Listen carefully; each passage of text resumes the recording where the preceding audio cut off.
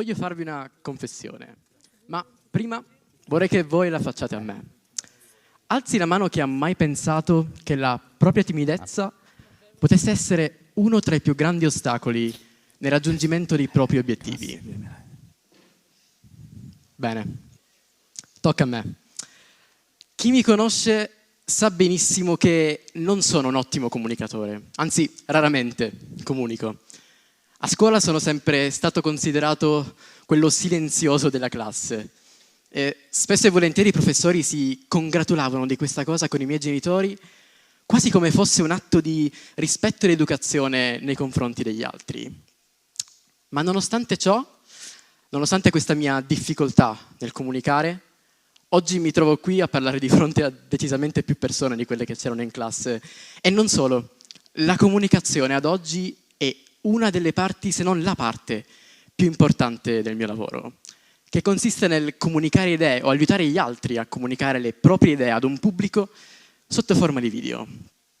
Ma com'è possibile che un ragazzino che spesso e volentieri non spiccicava una singola parola per ore e ore di lezioni sia arrivato a fare un qualcosa in cui l'obiettivo principale è proprio il comunicare? Beh, sicuramente il fatto di farlo sotto forma di video ha aiutato, in quanto va ad eliminare quel fattore sociale che ci limita dall'esprimere liberamente le nostre idee. Magari dietro quella videocamera ci sono centinaia di migliaia di persone, ma tutto ciò che noi vediamo è un obiettivo e un microfono, che personalmente mi intimidivano molto di meno rispetto ad un essere umano. Ma non è sempre stato così. Per quanto io abbia iniziato a fare video sin da piccolo, ci è voluto un po' prima che diventassi io stesso il centro dell'attenzione, o addirittura prima che arrivassi a rendere pubblici tali video. E la parola a cui ho sempre attribuito la colpa di tutto ciò è timidezza. Non basterebbero le dita di tutte le vostre mani per contare quante volte questo aggettivo mi sia stato attribuito dagli altri.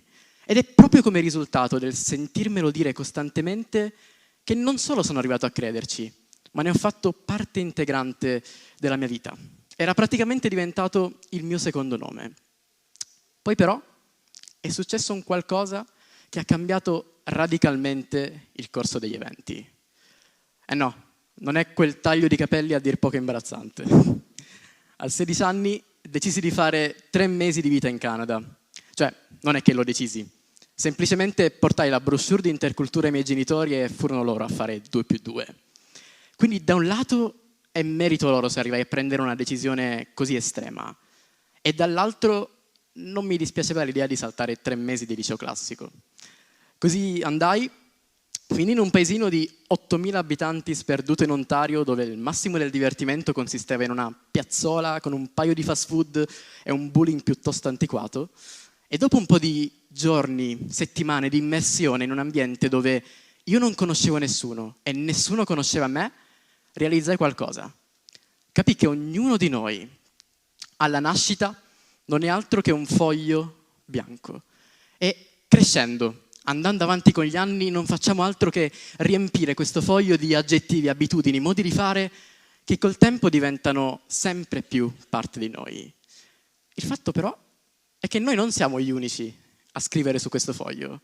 Anzi, spesso e volentieri lo fanno gli altri per noi, soprattutto quando siamo giovani. Più nello specifico però mi accorsi che iniziare da zero e cancellare interamente questo foglio non era poi così difficile quanto pensassi, soprattutto se vai dall'altra parte del mondo dove nessuno ti calcola né sa perlomeno pronunciare il tuo nome correttamente. Quindi ho fatto quello che dentro di me ho sempre voluto fare. Sono cambiato. Ho iniziato da zero e ho cancellato quel famoso foglio bianco. E ho capito che questa cosa avrei potuto farla ovunque, anche a casa, dove quel foglio era così pieno di aggettivi che mi stavano stretti da non esserci più spazio per scrivere nulla. E in parte lo feci. Quando tornai a casa ero effettivamente una persona diversa. Ora, non dico che tutto a un tratto la mia introversione, la mia timidezza erano scomparse. Però col tempo iniziai a prendere delle decisioni che erano sempre più lontane dalla percezione che gli altri avevano di me. Cominciai a fare video su TikTok, a conoscere sempre più persone nel mondo dei social E arrivai a 18 anni a prendere una scelta che probabilmente nessuno si sarebbe mai aspettato da me. Ovvero non continuai gli studi, ma presi un bel volo solo andata per Milano, con pochi soldi, pochi contatti, ma un'idea ben precisa di quello che avrei voluto fare, ovvero rendere la creazione di video il mio lavoro. La sensazione che provavo dentro di me in quel momento era la stessa identica che provai prima di partire per il Canada. E se quella prima esperienza aveva portato a così tanti risultati positivi, non poteva essere una semplice coincidenza, doveva esserci una connessione. E infatti c'era.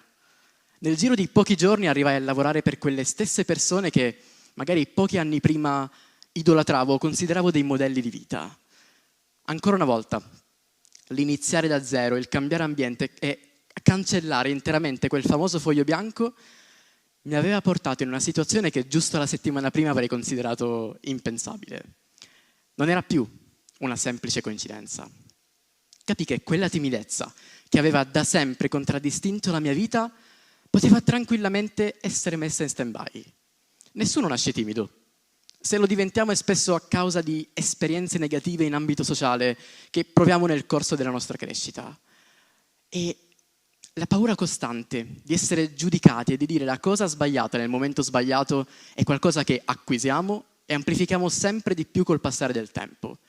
È innegabile che sia per chiunque uno dei più grandi ostacoli nel raggiungimento dei propri sogni e dei propri obiettivi. Fortunatamente però andare dall'altra parte del mondo e cambiare completamente luogo e persone attorno a sé non è l'unica soluzione per sconfiggere la timidezza.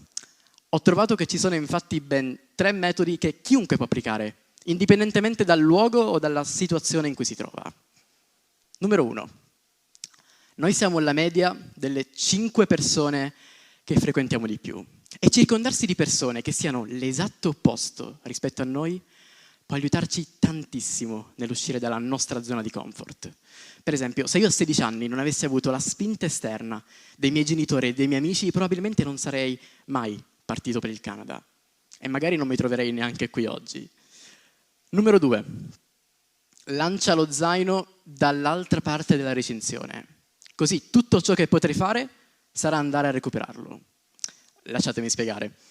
Quando a 18 anni acquistai quel volo solo andata per Milano, la mia testa pullulava di dubbi, incertezze e voglia di tirarsi indietro.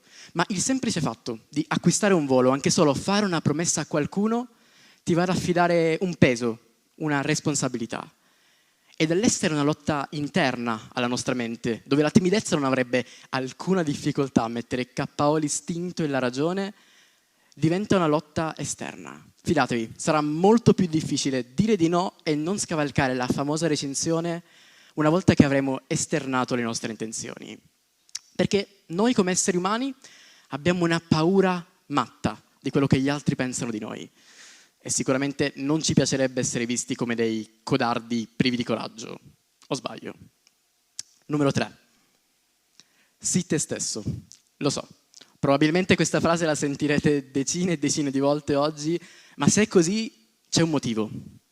Se noi siamo timidi, in principio, è perché abbiamo paura di non essere accettati, abbiamo paura di non essere all'altezza della situazione.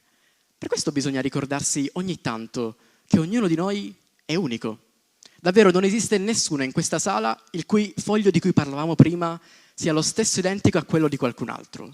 Ognuno di noi ha qualcosa di speciale da offrire al prossimo. Magari quello che tu consideri banale e ovvio, per qualcun altro potrebbe essere la più grande scoperta dell'anno. Quindi non cercate di essere qualcun altro, siate voi stessi e siate orgogliosi di chi siete. Voglio concludere con una riflessione che mi ha aiutato e continua ad aiutarmi tantissimo nei momenti di incertezza o di dubbio. Quando tornai dal Canada e iniziai a comportarmi in modo insolito agli occhi degli altri, capii che tutto ciò di cui la nostra mente ha bisogno per uscire dai classici schemi e andare controcorrente è un pretesto. Quello del Canada nella mia mente non era altro che un pretesto, una giustificazione per compiere delle azioni che magari al tempo consideravo estreme.